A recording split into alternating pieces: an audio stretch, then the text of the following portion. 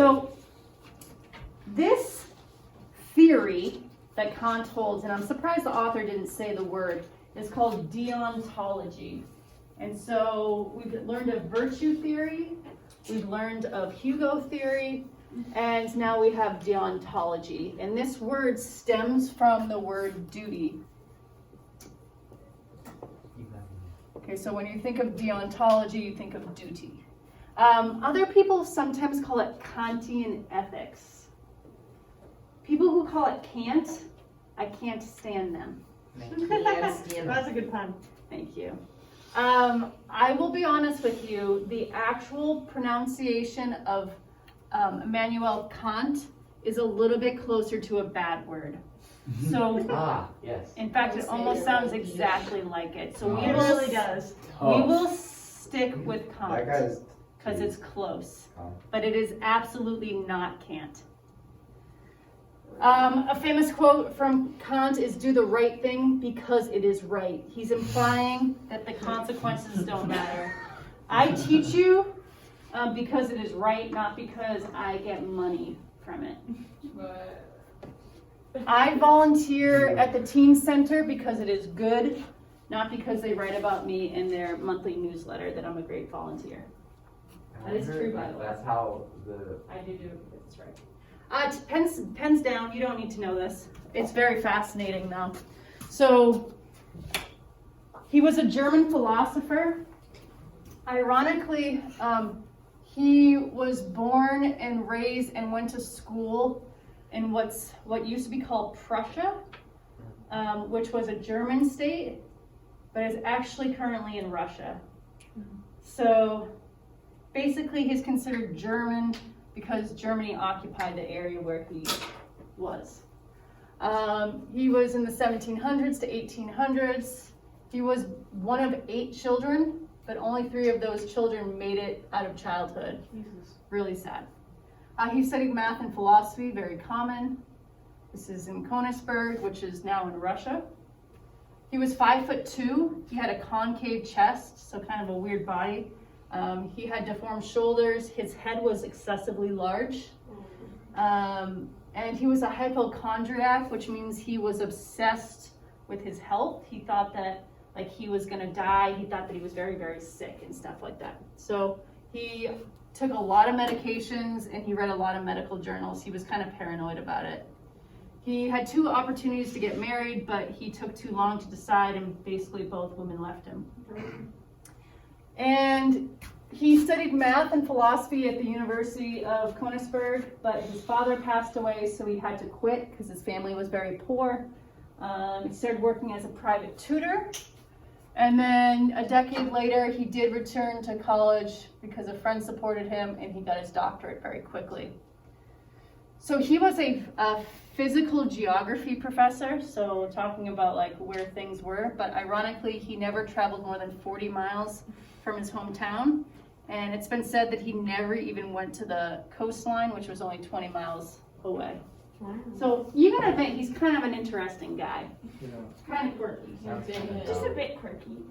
All right, so let's talk about happiness and free will, and we'll choose a couple of these things that we want to get down in our notes. So he's much more focused on action than the idea of living well. But Kant does believe that happiness equals pleasure, but he doesn't think that happiness is the highest good. And this is kind of weird because Aristotle thought happiness was the greatest good, but Aristotle did not define happiness as pleasure. He defined it as flourishing. So kind of confusing, I know. And we talked about this on the quiz. Just because people often pick happiness, that doesn't mean that it's good. Just because everyone strives to make themselves happy or strives to seek pleasure over pain, it doesn't mean that's necessarily good. And he also says, hey, just because everyone's doing it doesn't mean it's good. Morality is not the same thing as the majority.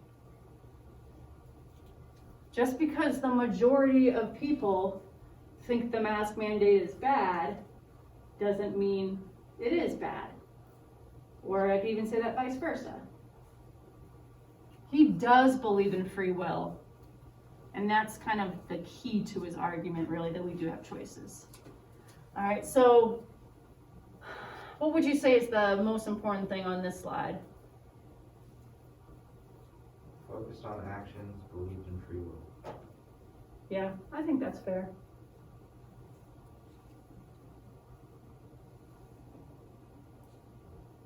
I think also this idea of happiness is not the highest good. That's not what he's aiming for. Anyone else want to say what's important on here?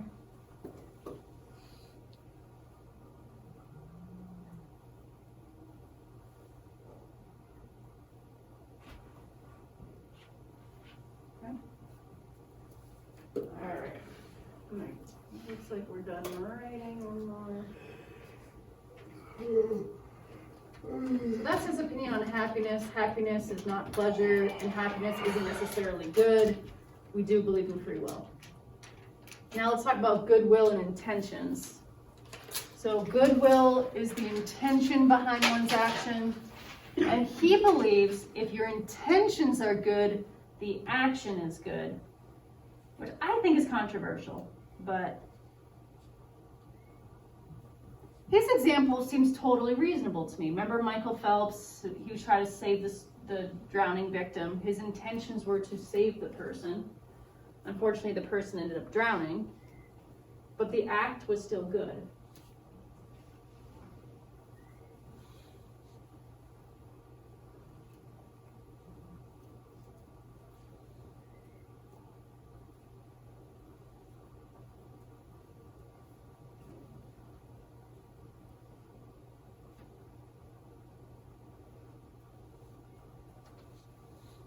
And, you know, in this idea of what would make a good person, basically a person who is willing to act in a way that all their actions have good intentions.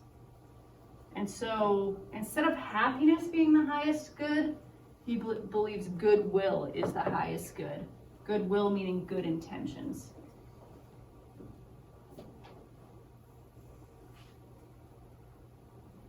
And who said the genocide thing? Was that you, Thea? Yeah, it was me and Emily. Okay, that's spot on. You can have good intentions, but do a very bad thing.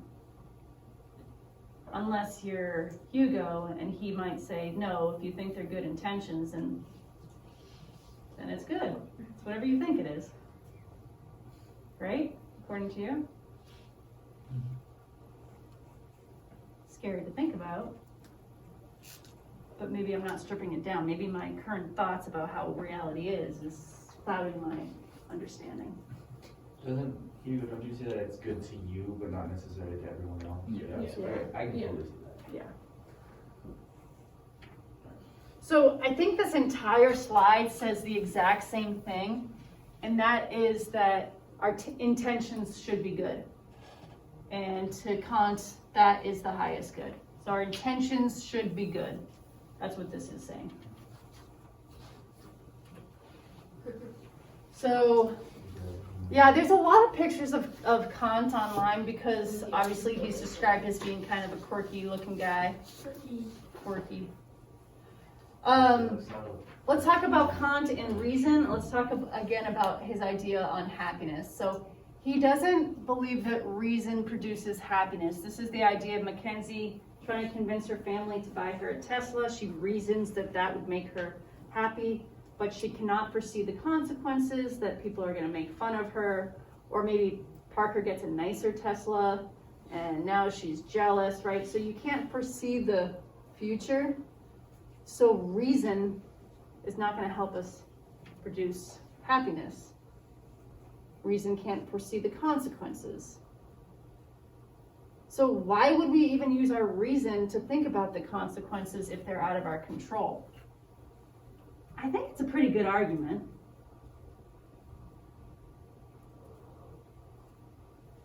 So then he's basically saying because of these 3 points, because reason doesn't help us necessarily get to good consequences, so we might as well use reason for something else. Let's use it to control our intentions. And so I guess the pushback on Thea and Emily's point would be that a person who uses reason would probably not inflict genocide. I think that would be the response.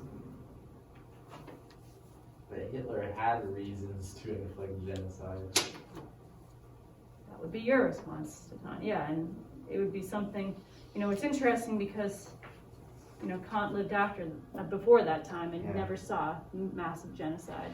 I could be wrong about that. We'd have to ask Soliday. Maybe his philosophy would have changed if he had lived through that. Maybe. Well, I mean, he definitely lived after the Spanish Inquisition, so. So, yeah. And I really like this. I don't think it's massively important, but I think it's very intriguing. So if we place more moral weight on consequence, it means that our morals have more to do with luck than reason. So if we can't predict consequences, then whatever we do, we're just lucky that the consequences were good, therefore we're moral. But if the consequences were bad, what bad luck, Yeah, Thea. In my opinion, this kind of just makes everything feel completely meaningless. Because if consequences are just completely out of your control, like what's the point of even having a good intention?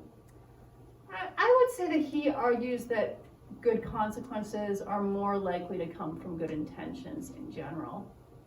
Okay, that makes sense, but I don't know. Does that make If you... we're just basing everything on luck, then... I think he's basically saying, focus on the thing that you can influence. Yeah. We can't influence the consequence, but we can influence our action. So might as well use reason for that. Yeah. What is nihilism? Nihilism? I feel like I know it. Isn't it just that nothing matters? Yeah. Okay. I was going to cover something like that called existentialism from Albert Camus. The idea of we're not put on this earth for any particular purpose, so you just create your own purpose. Are Yeah. we going to cover that? I don't know. We can do a little bit on it. He was my favorite philosopher in high school because I was like, you guys have that music called emo music? It's like, I don't know, offense you guys, like teenagers tend to be like really dramatic and angry at the world. And I was a little bit like that. I was like, I hate my parents and they're so mean. And now I'm like, wow, they're wonderful people. But I think existentialism really resonates with high schoolers who are like, life is awful, it doesn't really matter. So I don't know much about nihilism, but we can certainly look into it. Okay, let's talk about intentions versus inclination. We already covered this in the quiz, but intentions are kind of what we are intending to do, what we want the act to achieve. But inclinations is what we want. We want pleasure. So the words sound similar. So intentions is the reason or principle according to which one acts. But inclinations are what we want to do. And so this kind of responded to Thea already, that this idea that our reason should control our intentions so that they would be good actions. And intentions are where the moral worth lies, not in the consequences.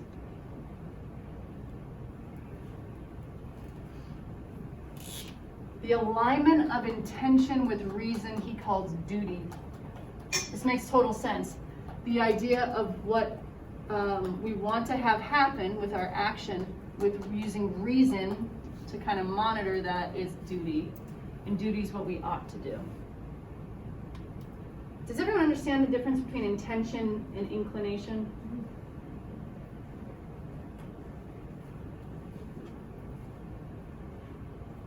Wait, Go ahead. can you go back to the last slide? Sure. Before I do, I just want to see what to you feels like the most important thing on this slide. I'm just like getting down everything. Oh wow, the whole thing? It's aggressive. To me, this idea of he's judging our intentions for the moral worth, and there's two things kind of at play, and that is inclinations, what we want, and intentions, which is kind of the reason why one acts. And we want to use our reason to monitor that. It's kind of like, this almost reads like a You don't have to self-help do book. that. It's okay. Like, how should I act? I worked it out in Alright, I'm gonna move forward with this. Let's talk about goodness. We're almost done, don't be like, oh my gosh. There's a certainty for goodness. We can be sure with reason we are doing a good act, that our intentions are good. We cannot be sure that our actions are going to create a consequence of happiness. So we can be certain that we can be good, but it's fairly uncertain that we'll be happy because consequences are out of our control. So that top sentence is difficult to understand. This second sentence says the exact same thing. We can't always be happy, but we can always be good. We can't always predict that we'll have good consequences, but we can always definitely use reason to have good intentions.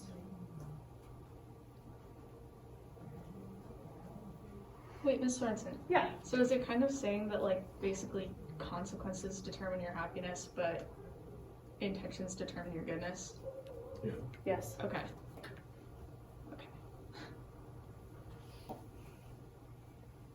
I think he would also claim that to be a morally good person, you also